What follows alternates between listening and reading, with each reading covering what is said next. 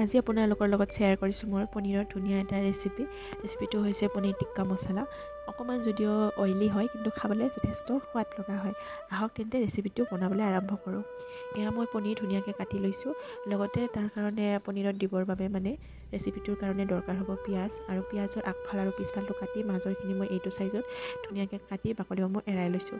লগতে কাটি লৈছোঁ এটা চিমলা মিৰ্চ, আৰু চিমলা মিৰ্চটো নিজৰ জোখ অনুযায়ী ধুনীয়াকৈ কাটি লৈছোঁ।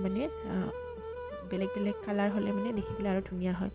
লগতে এটা বিলাহী দিছোঁ। যদি মোৰ চিমলা মিৰ্চ ৰঙা কালাৰৰ থাকিল হয় তেতিয়া বিলাহীটো নিদিলোঁ হয়, যিহেতু নাছিলে সেইকাৰণে বিলাহীটোৰ গুটিখিনি এৰুৱাই তেনেকুৱা চাইজতে ধুনীয়াকৈ চেম চাইজত কাটি লৈছোঁ। আৰু বিলাহীটো কাটা হোৱাৰ পিছত বাকী যে সৰু সৰুকৈ কাটি থোৱা পিঁয়াজখিনি আছিলে, এক্সট্ৰা পিঁয়াজখিনি, সেইখিনি নষ্ট নকৰাকৈ ধুনীয়াকৈ মিহি মিহিকৈ কাটি ল'লোঁ। আৰু লগতে এটা গোটা পিঁয়াজো দি দিছোঁ।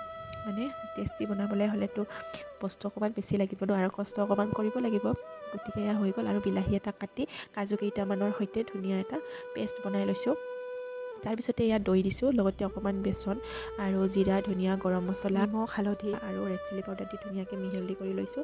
এতিয়া ইয়াত মই কাটি থোৱা চিমলা মিৰ্চ, বিলাহী, পিঁয়াজ আৰু পনীৰখিনি দি ধুনীয়াকৈ মিহলি কৰি লৈছোঁ। আৰু লগতে অকণমান আদা নহৰু দিছোঁ, আৰু এইখিনি হৈছে গৰম তেল, মিঠাতেল।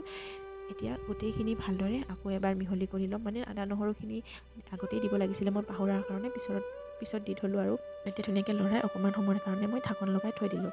আনহাতে মই এতিয়া কেৰাহীত 10 মিনিটমান পিছত আৰু থৈ দিছিলোঁ। তাৰপিছত এয়া কেৰাহীত তেল গৰম হ'বলৈ দি এয়া মই মিহলি কৰি থৈ দিয়া পনীৰখিনি ইয়াতে দি দিছোঁ। আজি মই ভালকৈ ক'ব পৰা নাই কথাখিনি, যিহেতু কাইলৈ অপাৰেশ্যন আছে। অলপমান বহুত নাৰ্ভাছ হৈ আছোঁ।